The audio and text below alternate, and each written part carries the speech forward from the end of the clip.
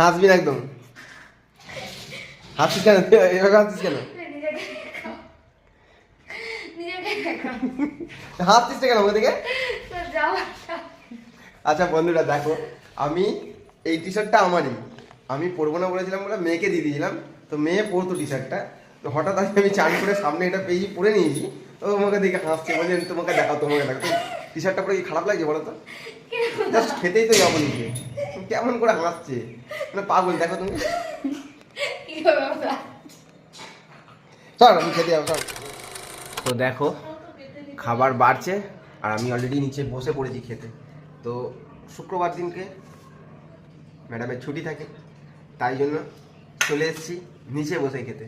আমাদের এই রান্নাঘরের জায়গাটা খুবই ছোট, তাও এর মধ্যেই আমরা বসে খেয়ে নিই। তো দেখো এই মেনুতে কী কী আছে, চলো দেখাচ্ছি। এই দেখো,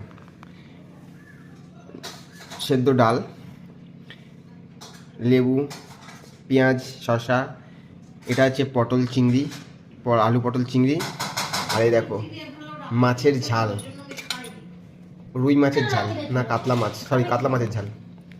তো এই আমাদের আজকে দুপুরের মেনু।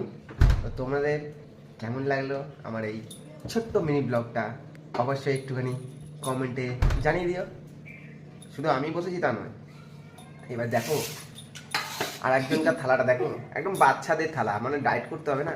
এই দেখো মেয়ের যে কাঁসারের থালা, পিতলের থালা, উনি খায় এইটুকুনি ভাত।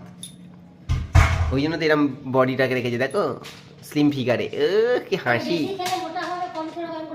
বেশি খেলে মোটা হয়, কম খেলে রোগা থাকে। ঠিক বললাম তো? এটাই তো তার মানে, অল্প অল্প খাওয়ার মানে এটাই তো না, স্লিম থাকতে হবে, তাই না? চলো টাটা।